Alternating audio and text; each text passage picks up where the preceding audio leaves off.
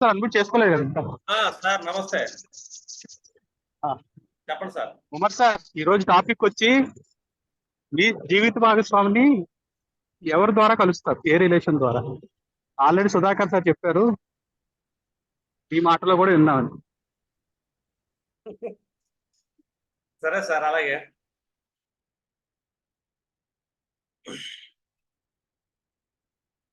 Recording పెడుతున్నారా? Already recording running లో ఉంది. రన్నింగ్ లో ఆఫ్ చేయలేదా? మీతోనే స్టార్ట్ చేశాను. Okay okay. శాకాంబరి ఇది రీసెర్చ్ గురించి జ్ఞానేశ్వరదా. Hello, welcome to Shakambari sir. Welcome to Shakambari జ్యోతిషాలయం. సారీ, ఈరోజు మనకి వివాహానికి సంబంధించిన టాపిక్ ఇచ్చారు. Thank you very much Sudhakar sir. ఇప్పుడు వాస్తవంగా మనకేంటంటే వివాహం ఏ జాతకాలు చేసుకుంటే బాగుంటుంది, ఎవరు చేసుకోకపోతే బాగుంటుంది అనేది మనకి అదొకటి కూడా తెలుసుకోవాలి ఎప్పుడైనా. రెండోది డైరెక్షన్ అనేది తీసుకొస్తున్నారు ఇక్కడ, ఏ దిక్కు నుంచి వస్తుంది, లేకపోతే ఎవరో రీసోర్స్ అయ్యే ఛాన్స్ ఉంటుంది వివాహానికని. ఇప్పుడు ఎప్పుడైనా మనం ఒకసారి ఆలోచించాం అనుకోండి, ఒకటేమో వైవాహిక పాయింట్స్ అనేది ఒకటి ఉంటుంది యాక్చువల్లీ. ఈ పాయింట్స్ అయితే నన్ను అడగవాకండి, నేనైతే జనరల్గా చెప్తాను. జనరల్ ఎక్స్టర్నల్ వ్యూ చూస్తే కనుక మనకి ఎప్పుడైనా సరే ఒక పురుష జాతకంలో చంద్రుడు వాళ్ళ జాతకంలో ఎక్కడ ప్లేస్ అయ్యాడో చూడండి. రెండోది స్త్రీ జాతకాన్ని తీసుకున్నాం అనుకోండి, మనం వాళ్ళ జాతక చక్రంలో సూర్యుడు రవి ఎక్కడ ప్లేస్ అయ్యాడో చెక్ చేయండి. ఇప్పుడు సమ్ ఎగ్జాంపుల్ తీసుకున్నాం అనుకోండి, ఒకళ్ళ జాతకంలో, ఒక పురుష జాతకంలో చంద్రుడు ఏదన్నా ఒక రాశిలో ప్లేస్ అయ్యాడు. ఈ చంద్రుడి నుంచి మనం చెక్ చేసామనుకోండి, నెక్స్ట్ వచ్చే గ్రహం ఏది ఉంది, చంద్రుడు ఏ గ్రహం వైపు ప్రయాణం చేస్తున్నాడు అనేది చూడాలి. ఇప్పుడు చంద్రుడు నవగ్రహాల్లో చిన్న గ్రహాలు ఉన్నాయి అనుకోండి, అవి మనకి చూసుకుంటే కనుక తక్కువ కాలం ప్రయాణం చేసే గ్రహాలు శుక్రుడు, బుధుడు తక్కువ కాలమే ప్రయాణం చేస్తారు. రవి కూడా ఒక రకంగా తక్కువ కాలమే ప్రయాణం చేస్తాడు. కుజుడు కూడా తక్కువ కాలం ప్రయాణం చేస్తాయి చిన్న గ్రహాలు. అంటే మనం ఆ పురుషుడికి ఏంటంటే ఈక్వల్ వయసు వచ్చే అమ్మాయి కానీ చిన్న వయసు అమ్మాయి ఎక్కువ వచ్చే అవకాశం ఉంటుందని చెప్పచ్చు. బుధుడు వైపు వెళ్తున్నాడు అనుకోండి, పురుషుడి కంటే చాలా చిన్న వయసు అమ్మాయి తన జీవిత భాగస్వామ్యంగా వస్తుందని చెప్పండి. కుజుడు కూడా అంతే, కుజుడు అంటే సేమ్ ఏజ్ యంగ్స్టర్ వస్తుందని చెప్తారు. ఇంకా రవి బుధుడు, రవి కూర్చున్నాడు కొంచెం మంచి ఫ్యామిలీ నుంచి, మంచి ఫ్యామిలీ అంటే ఇక్కడ చూడండి అధికారం, డాబు, దర్పం ఉన్న ఫ్యామిలీ నుంచి వస్తుంది అని. రెండోది ఇంకా గురువు గారి శని గాని కూర్చున్నాడు అనుకోండి, ఇది చంద్రుడు దాటంగానే నెక్స్ట్ రాశిలో కానీ ఆ తర్వాత రాశిలో కానీ ఇంకెక్కడైనా చంద్రుడు నెక్స్ట్ ప్రయాణం చేస్తుంది, ఏదైతే ఫస్ట్ గ్రహం ఎంటర్ అవుతుంది ఆ గ్రహ లక్షణాలు ఉన్న భార్య ఫస్ట్ వస్తుంది. గురువు వచ్చాడు, మంచి దైవభక్తులు నమ్మే అవకాశం ఉండే ఛాన్స్ ఉంటుంది. కొద్దిగా ఏజ్ కూడా ఒక జాతకుడి కంటే కూడా సేమ్ ఏజ్ ఉండే అవకాశం ఉంటుంది. ఒక 1 or 2 days ఎక్కువ ఉన్న ఆలోచించక్కర్లేదు, 1 or 2 years ఎక్కువ ఉండే ఆలోచనలు కూడా ఉంటాయి. శని కూర్చున్నాడు అనుకోండి, ఖచ్చితంగా పెద్ద వయసు అమ్మాయి వస్తుందని చెప్తాం. స్త్రీ జాతకంలో కూడా అంతే, సూర్యుడి తర్వాత గురు శనులు ఎవరైనా కూర్చున్నారు అనుకోండి పెద్ద గ్రహాలు, తనకంటే వయోభేదం ఎక్కువ ఉన్న వాళ్ళు తన జీవిత భాగస్వామిగా వస్తారని చెప్పేసి మనం క్యాలిక్యులేషన్ చేయాలి. సార్ షేర్ చేసేది ఏమైనా ఉంటుందా సార్? సరే, మీకు ఇంతకుముందు నా ఈ క్లాసెస్లో రాశి దిక్కులు అనేది కొన్ని మెన్షన్ చేశాను. ఆ దిక్కులను బట్టి కూడా మనకేంటంటే ఆ పర్సన్ ఎట్నుంచి వస్తున్నాడు అని చెప్పేసి ఒక ఐడియా ఉంటుంది. ఇప్పుడు చంద్రుడి తర్వాత ఏ గ్రహం అయితే కూర్చుందో ఆ గ్రహం ఏ రాశిలో కూర్చుంది, ఆ రాశి యొక్క దిక్కు ఏంటి, దానిని బట్టి మనం ఏం చెప్తాం, ఈ పర్టికులర్ డైరెక్షన్ నుంచి స్పౌజ్ వచ్చే అవకాశం ఉంటుంది. 2 పర్టికులర్ క్వాలిటీస్ ఉండేవాళ్ళు వస్తారని చెప్పి గ్రహాన్ని బట్టి చూసి మనం చెప్పాలి ఏ దిక్కు నుంచి వస్తుంది ఏంటని. ఇది ఒకటే కాదు, ముందు అసలు ఆ గ్రహానికి 159 కనెక్షన్స్ యాక్సిస్ ఎవరిస్తున్నారు అది ఒకటి చెక్ చేయాలి, ఏ ఏ గ్రహాలు యాక్సెస్ ఇస్తున్నాయి అని. ఇప్పుడు యాక్సెస్ ఇస్తున్న పాయింట్స్ బాగున్నాయి అనుకోండి, మ్యారేజ్ అయితే ఈజీగా అయిపోతుంది. ఇన్ కేసు యాక్సెస్ పాయింట్స్ బాగాలేదు, వీళ్ళు ఏంటంటే ఈ మ్యారేజ్ని అడ్డం పెడుతుంటారు. ఇప్పుడు సమ్ ఎగ్జాంపుల్ ఒక మేష లగ్నాన్ని మనం తీసుకున్నాం. మేష లగ్నాన్ని తీసుకున్నప్పుడు ఎగ్జాంపుల్గా ఒక పురుష జాతకంలో చంద్రుడు ఈ అష్టమ భావంలో కానీ షష్ఠ భావంలో కానీ ప్లేస్ అయ్యాడు. అంటే ఏంటి మనకి ఇక్కడ 6వ భావం అంటే కన్యలో కానీ లేదు వృశ్చికలో కానీ చంద్రుడు ప్లేస్ అయ్యాడు. చంద్రుడు తర్వాత రాశిలో కానీ ఆ పై రాశిలో కానీ శని కూర్చున్నా లేదా గురువు కూర్చున్నా పెద్ద వయసు వచ్చేవాళ్ళు ఉంటారు. ఆ గ్రహ కారకత్వాలు బట్టి అనుకోవచ్చు. దీని కేసు మకరంలోనే కూర్చున్నాడు గురువు కానీ శని కానీ. అంటే ఈ 2 లక్షణాలు ఉన్నవాళ్ళు ఆ జాతకుడికి భారీగా వచ్చే అవకాశం. ఇది రూల్ 1. ఇప్పుడు ఆ జాతకుడు గ్రహం ఏదైతే ఉందో గురువుని రవి చూస్తున్నా బాగానే ఉంటుంది, లేదు ఆ గురువుని ఇంకేదన్నా లగ్నాధిపతి చూస్తున్నా కూడా బాగానే ఉంటుంది. శుభగ్రహాల దృష్టి పడింది అనుకోండి, శుక్రుడు చూస్తున్నా కూడా ఇలాగా మ్యారేజ్ ఈవెంట్ అనేది ఈజీగా వెళ్ళిపోతుంది. ఇట్లా కాకుండా ఆ గురువు మీద శని దృష్టి పడింది, లేదు బుధుడు దృష్టి పడింది, ఇంకేదన్నా అశుభ గ్రహం దృష్టి పడుతుంది అనుకోండి, రాహుకేతు దృష్టి పడింది అనుకోండి, ఇప్పుడు ఏంటంటే ఈ మ్యారేజ్ని అడ్డం పెట్టే వాళ్ళు ఎక్కువ మంది వస్తుంటారు. అతను వివాహం అవ్వకుండా ఎక్కువ మంది ఏంటంటే అపోజిషన్ చేస్తుంటారు. ఇప్పుడు బుధుడు చూస్తున్నాడు అనుకోండి గురువుని, బుధుడు ఎవరో తృతీయాధిపతి అంటే కనిష్ఠోదర వరకు ఇరుగు వరకు బంధువు. ఇంకా 6వ అధిపతి చూస్తున్నాడు, 6వ అధిపతి చూస్తున్నాడు అనుకోండి, ఇప్పుడు కూడా మనం ఏం చెప్తాం ఇక్కడ కొంచెం డిఫాల్ట్గా మనం చూసుకుంటే కనుక అబ్బాయి జాతకంలో చెక్ చేసాం. చెక్ చేస్తున్నప్పుడు ఆ పరిస్థితిని బట్టేసి అతను వర్కింగ్ కానీ అతని ఎనిమిస్ కానీ ఇతని వివాహాన్ని అడ్డం పెడుతున్నారు అని. ఎప్పుడైతే అశుభ గ్రహం ఏ ఏ భావాల ఆధిపత్యం తీసుకుంటుంది, ఆ భావ కారకత్వాల వల్ల ఇతనికి మ్యారేజ్ అనేది లేట్ అయ్యే అవకాశం. ఇక్కడ మనం ఇన్ కేసు రెమెడీ చేయాల్సి వచ్చింది అనుకోండి, నెక్స్ట్ ప్రయాణం చంద్రుడి తర్వాత ఏ గ్రహం అయితే ఉందో ఆ గ్రహాన్ని ఏ ఏ గ్రహాలు చూసి అడ్డు పెడుతున్నాయో వాటికి సంబంధించిన రెమెడీలు ఇస్తాం. దానివల్ల ఏంటంటే ప్రభావం తగ్గింది. అదే గ్రహాలకు సంబంధించిన వాళ్ళకి గుడ్ రిలేషన్స్ కూడా మెయింటైన్ చేయండి అని చెప్పి. అది ఒకటే కాదు, ఇక్కడ వివాహానికి ముఖ్యంగా ఒకసారి లేట్ అవుతూ ఉంటుంది. లేట్ అవుతుందంటే వాళ్ళ జాతకంలో చూసుకున్నాం అనుకోండి, ఈ గురుచంద్రులు కాంబినేషన్ ఒకటి ఉంటుంది. ఈ గురుచంద్రులు ఇద్దరు కలిసి కూర్చున్నారు, ఇంకా సప్తమ భావంలో కూర్చున్నారు అనుకోండి, అంటే ఒక భయకృతం భయం అనేది ఉంటుంది వాళ్ళకి, వెంటాడుతుంది. వివాహం చేసుకుంటే ఏమైపోతుందో నా జీవితంలో భయం వెంటాడింది.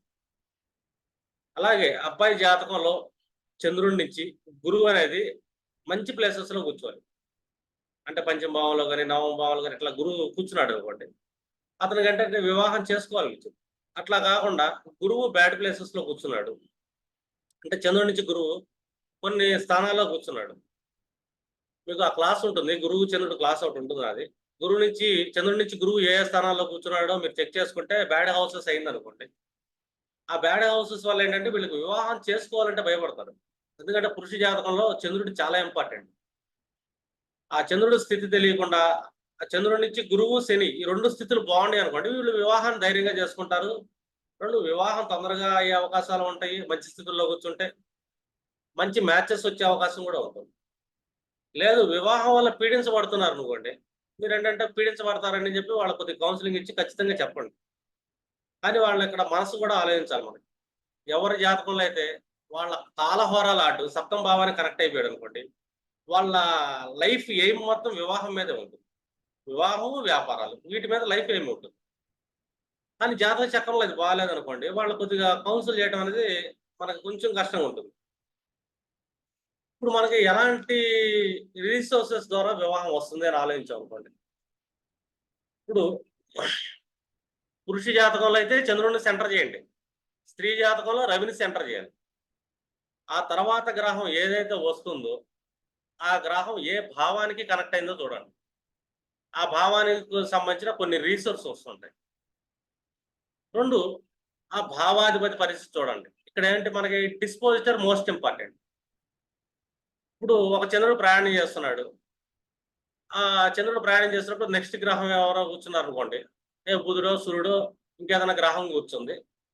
ఆ ఆ గ్రహం కూర్చొని రాసి శనిది అవ్వచ్చు, గురుది అవ్వచ్చు. ఆ డిస్పోజిటర్ చాలా ఇంపార్టెంట్. ఈ డిస్పోజిటర్ బలంగా ఉన్నాడు అనుకోండి, వీళ్ళకి వివాహం తొందరగా అయ్యే అవకాశం ఉంటుంది, అడ్డంకులు ఉండవని.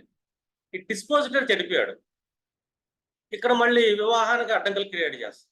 2, ఈ డిస్పోజిటర్ ఎక్కడైతే ప్లేస్ అయ్యాడో ఆ గ్రహ కారకత్వాల క్వాలిటీస్ వాళ్ళు మళ్ళీ రీసోర్స్ అవుతారు మ్యారేజ్. ఇప్పుడు నా దగ్గర ఒక ఎగ్జాంపుల్ చార్ట్ ఉందండి. సప్తమ భావాధిపతి చంద్రుడి తర్వాత సప్తమ భావాధిపతి రెండో ఇంట్లో కూర్చున్నాడు, చంద్ర రాశిలో కూర్చున్నాడు. ఇక్కడ ఒక ధనుర్ లగ్న జాతకం నా కళ్ళ ముందు ఉంది. టుడే నేను ఇప్పుడు చెప్తుంది కూడా మ్యారేజ్ ఈవెంట్ వచ్చింది నా దగ్గరికి. క్లయింట్ నా ముందే ఉంటారు. ఇప్పుడు నెక్స్ట్ బుధుడు కూర్చున్నాడు, చంద్ర రాశిలో కూర్చున్నాడు. అంటే ఆ డిస్పోజిటర్ ఏమవుతున్నాడు, చంద్రుడు మళ్ళీ సప్తమ భావంలో కూర్చున్నాడు, గురువుతో కలిసి కూర్చున్నాడు. కాబట్టి వివాహం అంటే భయం ఉంటుంది ఒకటి. 2, ఆ భావం నుంచి 12వ భావంలో చంద్రుడు వెళ్ళిపోయాడు కాబట్టి వివాహం ఖచ్చితంగా లేట్ అయింది అని చెప్తాను. అంటే చంద్రుడు ఎటువైపు అయితే ప్రయాణం చేస్తున్నాడో అటువైపు ఉన్న డిస్పోజల్ క్వాలిటీ భారీ వస్తుంది. ఫస్ట్ బుధుడు కూర్చున్నాడు కాబట్టి వ్యాపార లక్షణాలు ఉన్న అమ్మాయి వస్తుంది. 2వది ఇరుగు పొరుగు బంధువుల నుంచి వచ్చే అవకాశం ఉంటుంది. కానీ అష్టమ భావం అయింది ఇక్కడ. అష్టమ భావం అంటే లేట్ అవుతుంది. కానీ డిస్పోజిటర్ ఏమయ్యాడు, ఆ భావం నుంచి బ్యాడ్ 12th హౌస్ లో ప్లేస్ అయ్యాడు. సప్తమాధిపతి సప్తమం నుంచి అష్టమంలో కూర్చున్నాడు. కానీ అతని డిస్పోజిటర్ మళ్ళీ సప్తమంలోకి వెళ్ళాడు. అంటే సప్తమ అష్టమాల మధ్య ఒక పరివర్తన అనేది జరుగుతుంది ఇక్కడ. అంటే డిస్పోజిటర్ వెనకాలడం వల్ల ఏమవుతుందంటే అనుకున్న సమయంలో వివాహం అవ్వదు, లేట్ అయ్యే అవకాశం ఉంటుందని చెప్పి. 2 ఇతనికి ఎవరు కనెక్ట్ అయ్యారు ఇంకా అంటే సూర్యుడు కనెక్ట్ అయ్యాడు డిస్పోజిటర్ తో. అంటే కొద్దిగా ఫ్యామిలీ హైయెస్ట్ ఫ్యామిలీ వస్తుంది, ఈ పేరెంటల్ స్టేటస్ చూస్తుంటారు అని చెప్పాలి సంబంధం కోసం. ఈ స్టేటస్ చూసే ప్రాసెస్లో ఏమవుతుందంటే ఈ సంబంధం సెట్ అవ్వదు. ఎప్పుడైనా అష్టమ భావం అంటే ఎప్పుడైనా ఒక జాతకంలో గుర్తుపెట్టుకోండి, సప్తమాధిపతి అష్టమ భావానికి కనెక్ట్ అయ్యాడు. అష్టమ భావం అంటే ఏంటి చెప్పండి, రంధ్రగ్రహం, లోయెస్ట్ క్యాండిడేట్. అంటే లేని ఇంటి నుంచి పేద ఇంటి నుంచి పిల్లని తెచ్చుకోవాలి అని ఫస్ట్ రూల్ 1 అది. ఈ డిస్పోజిటర్ ఎక్కడ ప్లేస్ అయ్యాడు, సప్తమ భావంలో. కాబట్టి ఇరుగు పొరుగు నుంచి సంబంధం వస్తుంది, రూల్ 2. ఎటు నుంచి వస్తుంది, దిక్కు చూసుకున్నాం అనుకోండి, మనకి ఇక్కడ డైరెక్షన్స్ అనేది ఒకటి ఉంటుంది జాతక చక్రంలో. మనకి ప్రతి మనిషి దాంట్లో కొన్ని డైరెక్షన్స్ కనబడతాయి. ఈ డైరెక్షన్స్ మనం చూసుకున్నాం అనుకోండి, ఇప్పుడు మనకి కర్కాటక రాశిలో సప్తమాధిపతి ప్లేస్ అయ్యాడు. కర్కాటక రాశి ఏంటి, ఉత్తర ఈశాన్యం అని. అది ఏ నక్షత్రమే ప్లేస్ అయ్యాడు, ఉత్తర ఈశాన్యం డైరెక్షన్ లో. మళ్ళీ వాళ్ళు ఉండే హౌస్ అనేది ఈస్ట్ డైరెక్షన్ లో ఉంటుంది అన్నట్టు మనం ఏంటంటే వాళ్ళ పుట్టిన లొకేషన్ చెప్పొచ్చు. ఇప్పుడు నా కళ్ళ ముందు జాతకం చూసుకున్నాం అనుకోండి, బుధుడు వచ్చేదానికి మనకి ఆశ్లేష నక్షత్రమే ప్లేస్ అయ్యాడు. ఇప్పుడు ఆశ్లేష నక్షత్రం ఎగ్జాక్ట్ గా ఈస్ట్ చూపిస్తుంది అనుకోండి, ఇది ఉత్తర ఈశాన్యం. అంటే నార్త్ ఈస్ట్, అంటే వాళ్ళు ఉన్న గ్రామం నుంచి నార్త్ ఈస్ట్ డైరెక్షన్ లో నుంచి సంబంధం అయితే ఉంది, లేనోళ్ళు ఉన్నారు, ఉన్నతులు అయితే కాదు అని చెప్పొచ్చు. కానీ లేనోళ్ళు అయినప్పటికీ కూడా సూర్యుడు ఉంది కాబట్టి, బుధుడితో సూర్యుడు కనెక్షన్ అయ్యాడు కాబట్టి ధర్మంగాల కుటుంబం అని చెప్పొచ్చు, అధికారంగాల కుటుంబం అని చెప్పొచ్చు, ఈగోయిస్టిక్ ఫ్యామిలీ అని చెప్పొచ్చు. ఆర్థికంగా లేకపోవచ్చు కానీ మిగిలిన విషయాల్లో వాళ్ళకి ఏ లోటుపాట్లు ఉండవు. అంటే ఈ సంబంధం వీళ్ళకి నచ్చకపోవచ్చు. ఎందుకు నచ్చదు అంటే లగ్నాధిపతి సప్తంలో కూర్చున్నాడు, చంద్రుడితో కలిసి కూర్చున్నాడు. చంద్రుడు ఏంటి, ఒక రకమైన సెన్సిటివ్ క్యాండిడేట్. పైగా అష్టమాధిపతి అయ్యాడు ఇదే చంద్రుడు. ఎప్పుడైనా సరే ధనుర్ లగ్నానికి అష్టమాధిపతి చంద్రుడు కూర్చున్నాడు, సప్తమానికి లగ్నాధిపతితో కనెక్షన్ ఏర్పడింది. నెగిటివిటీ ఫీలింగ్ ఉంటుంది పెళ్లి విషయంలో, నెగిటివ్ ఆలోచనలు, భావనలు ఉంటాయి. దానివల్ల ఏంటి, మళ్ళీ చేసుకుంటాకి వెళ్ళలేదు. పైగా డిస్పోజిటర్ మళ్ళీ కర్కాటకంలో కూర్చున్నాడు, ఇది సప్తమాధిపతి. అతని డిస్పోజిటర్ ధనుసులోకి వెళ్ళాడు. అంటే తన భావం నుంచి 1000 స్థానంలోకి వెళ్ళిపోయాడు. అంటే లేట్ అవుతుంది ఖచ్చితంగా మ్యారేజ్. ఎట్ ఏ టైం ఒక్కోసారి అవ్వకపోవచ్చు కూడా. ఎందుకంటే ఇదంతా ఏంటంటే ఒక జాతక చక్రం సప్తమ భావాన్ని మనం పరిశీలించేటప్పుడు క్వాలిటీ ఎలాంటి అమ్మాయి వస్తుంది, బుధుడు లక్షణాలు కలిగిన అమ్మాయి. బుధ లక్షణాలు అంటే ఏంటి, ఇక్కడ చంద్రరాశిలో కూర్చుంది కాబట్టి, చంద్రుడు అందమైన రాశి కాబట్టి బుధుడు యొక్క లక్షణాలు తెలివితేటలు, చంద్రుడి యొక్క అందం. అంటే మంచి అందగత్తే వస్తుందని చెప్పాలి. 2 బుధ లక్షణాలు అంటే ఒక రకమైన స్క్వేర్ కట్ ఫేసెస్ ఉన్న వాళ్ళు వస్తారని చెప్పొచ్చు. వ్యాపార గుణాలు, క్యాలిక్యులేషన్, లెక్కలు వేసేవాళ్ళు వస్తుంటారు. తొందరపాటు, వాక్కులో తొందరతనం, దూకుడుతనం, వాక్కులో అహంకారం ఉండేవాళ్ళు వస్తుంటారు అని చెప్పారు. ఇప్పుడు ఇలాంటి భార్యని మెయింటైన్ చేయడం అనేది ఈ జాతకు కష్టమే. ఇతను బాగా నాలెడ్జబుల్ పర్సన్ అనుకోండి, కంట్రోల్ చేయొచ్చు. ఇతనికి నాలెడ్జ్ లేదు వివాహం మీద, కంట్రోల్స్ చేయలేడు. ఎందుకంటే గ్రహాలు సిచ్యువేషన్ క్రియేట్ చేస్తుంటాయి. ఎప్పుడైనా గుర్తుపెట్టుకోండి, ఒక స్త్రీ జాతకం అనగానే సూర్యుని సెంటర్ చేయండి. ఈ సూర్యుడు తర్వాత ఏ రాశిలోకి వస్తున్నాడు అని చూడండి. గ్రహం, నెక్స్ట్ గ్రహం, ఆ గ్రహం శని అయ్యాడు, దశమ భావం అయింది, దశమ భావం క్వాలిటీస్ ఏంటి, పైగా ఆ రాశి కాలపురుషులలో ఏమై ఉంటుంది. ఇప్పుడు దశమ భావంలో కూర్చున్నాడు, నెక్స్ట్ లార్డ్ ఎక్కడ కూర్చున్నాడో ఆ డిస్పోజిటర్ పరిస్థితి చెక్ చేయండి. ఆ డిస్పోజిటర్ బాగున్నాడా, వివాహం చాలా ఈజీగా అయిపోతుంది, తొందరగా అయిపోతుంది, సుఖంగా వెళ్ళిపోతుంది, సంసార జీవితం కూడా బాగుంటుంది.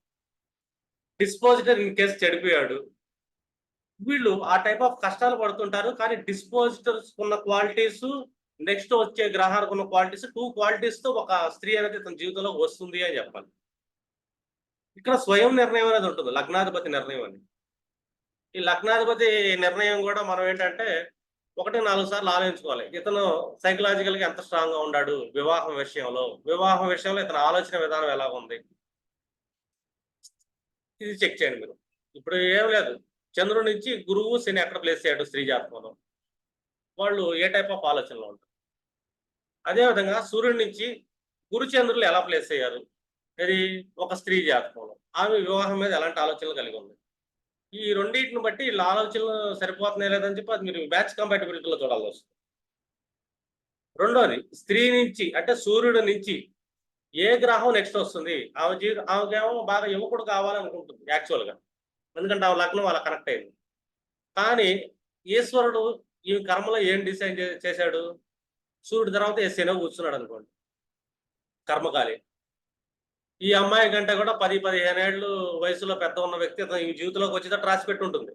నెక్స్ట్ శని కూర్చున్నాడు కాబట్టి. లేదు, నెక్స్ట్ కూర్చున్న గ్రహం శని యొక్క డిస్పోజిటర్ హౌస్ అయినా కుంభ మకరంలో కూర్చొని ఉంది, అప్పుడు శని క్వాలిటీలో వస్తుంది.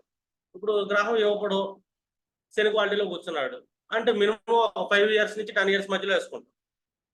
శని దాంట్లో కూర్చుంటే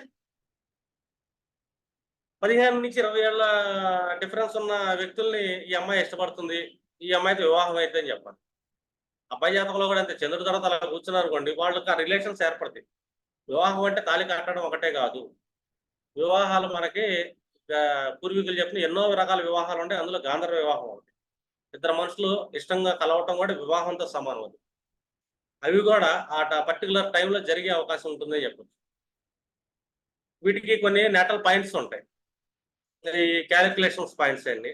అది నా పర్సనల్ సీక్రెట్స్, మీరు అడగకూడదు. అది కొంతమంది తెలుసు నా స్టూడెంట్స్, ఈ పాయింట్లో గురువు వస్తున్నప్పుడు వివాహం అయింది వాళ్ళకి అని. వివాహం అంటే భౌతికంగా వివాహం అక్కడ ఆ టైంలో వాళ్ళ రిలేషన్స్లోకి కూడా వెళ్తుంటారు, డేటింగ్లోకి కూడా వెళ్తుంటారు అని. ఇట్లా కూడా మనం పాయింట్ని చూడొచ్చు. కానీ గ్రహాలు బాగున్నాయి అనుకోండి, ఆ టైంలో ఖచ్చితంగా వివాహం అవుతుంది. వివాహం అయినప్పుడు ఏంటి, మనకి అట్ ద సేమ్ టైం గోచారంలో కూడా గ్రహాలన్నీ శుభారంగాలన్నీ సప్తమ భావానికి ఇస్తాయి, అదొకటి మనం చెక్ చేయాలి. కానీ ఇన్ కేసు ఏదైనా గ్రహాలు, ఇది పురుష జాతకంలో చంద్రుడి తర్వాత ఏ గ్రహం అవుతుందో ఆ గ్రహాన్ని ఇతర గ్రహాలు ఇబ్బంది పెడుతున్నా, అశుభ గ్రహాలు కూర్చొని, స్త్రీ జాతకంలో సూర్యుడి తర్వాత ఏ గ్రహం అయితే ఉందో ఆ గ్రహం క్వాలిటీ ఫస్ట్ వివాహుడికి ఉంటుంది. ఆ గ్రహాన్ని ఇంకెవరిని ఇబ్బంది పెడుతున్నా, ఆ డిస్పోజిటర్ని ఇబ్బంది పెడుతున్నా, ఆస్ట్రాలజర్స్గా మీరు చెక్ చేసి ఏంటంటే వాటికి రెమెడీలు ఇవ్వాలి. రెండోది, వీళ్ళకి కౌన్సిలింగ్ చేయాలి. వచ్చే భార్య ఎలాంటి లక్షణాలు ఉన్న అమ్మాయి వస్తుంది, వాళ్ళ ఫ్యామిలీ నుంచి వస్తుంది, వాళ్ళ యొక్క ఫైనాన్షియల్ స్టేటస్ ఎలా ఉంటుంది, ఫ్యామిలీ స్టేటస్ ఎలా ఉంటుంది, దాన్ని బట్టి వీళ్ళని ఏంటంటే గైడ్ చేయడం వల్ల వీళ్ళు కూడా ఒక ఒపీనియన్కి వస్తారు, ఒక డెసిషన్ అనేది తీసుకుంటారు. మనకి ఇలా రాసి పెట్టినప్పుడు మనం రాంగ్ వేలు ఎంత ఎతికినా కూడా మనకు వివాహం అవ్వదు అని క్లారిటీ ఉంటుంది. ఇక్కడ చాలా మంది ఏమనుకుంటారు, మా అమ్మాయి చాలా అందంగా ఉంది, మా అబ్బాయి చాలా అందంగా ఉన్నాడు, అర్థమైందా, మాకు ఎందుకు రావు అని చెప్పేసి ఇలాగా పేరెంట్స్ ఒపీనియన్ కూడా ఉంటుంది. ఇప్పుడు పేరెంట్స్ 4th లాట్ అనుకుంటాం తల్లి, 9th లాట్ వచ్చేసరికి తండ్రి. ఈ 9th లాట్ కానీ 4th లాట్ కానీ 6-8 6-8 12 భావాలు కనెక్షన్ అయ్యారు, లేదు వివాహరాధుడికి ఆ భావాలతో సంబంధం ఏర్పడింది. ఇక్కడ పేరెంటల్ థాట్ కూడా నెగిటివ్గా ఉంటుంది. నాకు ఈ స్టేటస్ కావాలంటాడు అమ్మాయిని, నాకు ఇలా ఉంటే నేను పెళ్లి చేసుకుంటాం. ఇప్పుడు ఒక అమ్మాయి జాతకంలో సప్తమాధిపతి వెళ్ళి అష్టమంలో పడ్డాడు, ఇలా చంద్రుడి తర్వాత వెళ్ళే గ్రహం ఏదైనా సరే అష్టమ భావానికి కనెక్ట్ అయింది. ఈ 9th లాట్ చంద్రుడు సూర్యుడు కానీ, లేదు 9th లాట్ ఇన్ కేసు మనకి ఎవరన్నా అయ్యారు, కారకత్వంలో మనం ఎవరైనా తీసుకుంటాం, సూర్యుడు తీసుకుంటాం, తల్లిని చంద్ర కారకత్వంలో తీసుకుంటాం. కానీ లగ్నాత్ 4th లాట్, లగ్నాత్ 9th లాట్ వీళ్ళిద్దరూ అదే అష్టమ భావంలో ఉన్న ప్లానెట్ చూస్తున్నారు, లేదా డిస్పోజిటర్ చూస్తున్నారు. వీళ్ళకి వేరే ఒపీనియన్ ఉంటుంది. నాకు ఇంత స్టేటస్ కావాలి, ఎలా కావాలి, అలా ఉంటేనే పెళ్లి ఏంటి లేదా వద్దు అని చెప్పి వీళ్ళని రిజెక్ట్ చేస్తారు. ఫస్ట్ పేరెంట్సే రిజెక్ట్ చేస్తుంటారు. ఎందుకు చేస్తుంటారంటే ఈ పేరెంటల్ లార్డ్ ఎవరైతే అయ్యారో వాళ్ళు రవిచంద్రులు కానీ కారకత్వంలో, అలాగే 4th and 9th లార్డ్ కానీ ఈ సప్తమాధిపతికి అష్టమ భావానికి అష్టమాధిపతికి కనెక్ట్ అయ్యి దృష్టి పడతాం కానీ కంజంక్షన్ కానీ జరిగింది. పేరెంట్స్ ఆపేస్తారు పెళ్లి, నచ్చలేదు మాకు అని ఏదో ఒక వంక పెడుతూనే ఉంటారు. అలా వంక పెట్టడానికి కారణం ఏంటంటే వాళ్ళకి క్లారిటీ లేకపోవడం. క్లారిటీ లేకపోవడానికి కారణం ఏంటంటే ఈ దుస్థాన భావాలైన 6, 8, 12 భావాధిపతులు కానీ భావాల్లో కానీ వీళ్ళ గ్రహాలు దృష్టి సప్తమ భావానికి డిస్పోజిటర్ కనెక్ట్ అయి ఉంటుంది. అంటే ఈ డెసిషన్స్ తీసుకోవటం వల్ల వివాహాలు చాలా లేట్ అవుతుంది. అది వాళ్ళ జాతకంలో. అందుకే వీళ్ళకి మనం కౌన్సిలింగ్ ఇవ్వాలి, పేరెంటల్కి కౌన్సిలింగ్ ఇవ్వాలి, గ్రహాలకి గ్రహశాంతి తప్పనిసరి. ఈ 3 చేస్తే అప్పుడు వీళ్ళకి వివాహం అనే దారి ఏర్పడుతుంది అని. అప్పుడు దాకా వివాహానికి దారి ఏర్పడదు. రెండు సమయం అనేది లేట్ అవుతుంది. డిస్పోజిటర్ మోస్ట్ ఇంపార్టెంట్. అది సప్తమ భావాధిపతి ఎక్కడ ప్లేస్ అవుతున్నాడో ఆ డిస్పోజిటర్. 2 ఈ పురుష జాతకంలో చంద్రుడు, స్త్రీ జాతకంలో సూర్యుడు. వాళ్ళ తర్వాత ఏ గ్రహం వైపు వీళ్ళ ప్రయాణం జరుగుతుంది, వీళ్ళు వాళ్ళతో సహచర్యం చేస్తూ వెళ్తారు. ఇప్పుడు నా జాతకంలో చంద్రుడు వేరే వైపు ప్రయాణం చేస్తున్నాడు, బుధుడు వైపు. బుధుడు అంటే చిన్న వయసు, ప్రాయం వయసు. లేదా కుజుడు వైపు ప్రయాణం చేస్తున్నాడు. కుజుడు short temper, police department, electrical department, electrical education, ఇలాంటి మెకానికల్, ఇలాంటి అమ్మాయి కోసం వెళ్తాం. అగ్రెసివ్ క్యాండిడేట్ అని. శని వైపు వెళ్తున్నాడు. వృద్ధ స్త్రీని ఇష్టపడుతూ ఉంటాను. పొట్టిగా నాలటోళ్ళని చూడంగానే ఇష్టం కలిగింది. ఎందుకంటే శని వైపు వెళ్తున్నాడు నా చంద్రుడు. శనిని చూస్తున్నాడు. నేను పురుషుణ్ణి. అప్పుడు నా చంద్రుడు శని చూస్తున్నప్పుడు నాకేంటే వృద్ధ స్త్రీలతో స్నేహం చేయాలనిపించింది. కుజుడి వైపు చూస్తున్నాడు, బుధుడి వైపు చూస్తున్నాడు, యువకులతో స్నేహం చేయాలనిపిస్తుంది.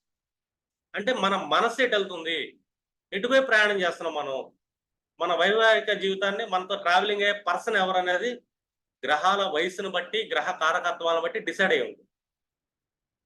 అంటే సప్తమాధిపతి ప్లేస్మెంట్ అండ్ చంద్రుడి తర్వాత వచ్చే గ్రహం కానీ, సూర్యుడు తర్వాత వచ్చే గ్రహం కానీ తన యొక్క ప్లేస్మెంట్. ఇవి చెడిపోతేనే వివాహం చెడిపోతుంది, వివాహం ఆగుతుంది. ఎందుకు ఆగుతుంది, ఎవరు కారకులు అవుతున్నారని చెప్తాలి. తండ్రి అవుతున్నాడా కారకుడు, తల్లి అవుతుందా, మన కనిష్ట సోదర వర్గం కారకం అవుతుందా, అగ్ర సోదర వర్గం కారకం అవుతుందా, మన ఇరుగు పొరుగు బంధువులు అపోజిషన్ చేస్తున్నారా. ఇట్లా మీరు ఆయా భావాల్లో ఇరుగు పొరుగు బంధువులు అంటే 3rd హౌస్, 11th హౌస్ అంటే అగ్ర సోదర వర్గం, 3rd హౌస్ మళ్ళీ కనిష్ట సోదర వర్గం, చతుర్థ నవమాలు వచ్చి తల్లిదండ్రులు. ఇట్లా మీరు ఏంటంటే బేసిక్ నాలెడ్జ్ ఉంటుంది కాబట్టి మీరు అందరూ ఆస్ట్రాలజర్స్కి ఈ కారకత్వాన్ని మీ విజ్ఞతతో క్యాలిక్యులేషన్ చేసుకుంటా వాటికి గ్రహాలు ఎవరైతే ఇబ్బంది పెడతారో ఆ గ్రహ శాంతి ఖచ్చితంగా చేపించాలి. 2 వాళ్ళకి కొద్దిగా కౌన్సిలింగ్ కావాలి. ఇలా మీరు చూసుకున్నారనుకోండి, డైరెక్షన్స్ అంటావా, మనకు రాశి డైరెక్షన్స్ బట్టి మనకు పలానా దిక్కు అనేది వస్తుంది, ఈ రాశి డైరెక్షన్. అలాగే గ్రహకర్త తత్వాలను బట్టి ఏంటి, నెక్స్ట్ ప్రయాణం చేసే గ్రహ తత్వాన్ని బట్టి స్పౌజ్కు ఉండే క్వాలిటీస్ వస్తాయి. ఆ క్వాలిటీస్ ఉన్న గుణాలతో వీళ్ళు ఎలా బిహేవ్ చేయాలనేది వీళ్ళకి ఒక ఐడియా ఉందనుకోండి, ఆల్మోస్ట్ 90% సంసార జీవితాలు బాగానే వెళ్ళిపోతాయి. అర్థమైందండి. వీటిల్లో ఎక్కువ తక్కువలు వెళ్ళినాయి అనుకోండి. ఇవాళ ఆల్రెడీ నేను ఆస్ట్రోమెటిక్స్ గ్రూప్లో ఒకటి రాశాను స్వరశాస్త్రం గురించి, అర్ధనారీశ్వర తత్వం ఒకటి రాశాను. అంటే ఏదైనా ఎక్కువ తక్కువ అయితే కాలరేఖ ఎలా దెబ్బతింటుందో మన బాడీలో సుషుమ్న ఎలా దెబ్బతింటుంది, సంసార జీవితాలు అలాగే పాడైపోతుంది. ఈ 3 క్యాలిక్యులేషన్స్ మీరు ఏంటంటే ఆస్ట్రాలజర్స్ మీకు ఒక నాలెడ్జ్ ఉన్నప్పుడు దాని మీద మీరు మీకు వచ్చే క్లయింట్స్కి మీరు నిదానంగా ఎక్స్ప్లెయిన్ చేయండి. తొందర ఏం అవసరం లేదు. ఎంత నిదానమైనా సరే అవతల వాళ్ళు అర్థం చేసుకునే విధంగా వాళ్ళని మీరు గైడ్ చేయగలగాలి. Thank you very much sir, Peddiraju garu and Sudhakar sir. Thank you sir, thank you. ఈ వీడియో చూసేటువంటి వాళ్ళు ఛానల్ని సబ్స్క్రైబ్ చేసుకోండి, షేర్ చేయండి, లైక్ చేయండి. Thank you very much. Sudhakar sir మీరు కూడా షార్ట్స్ చేయండి.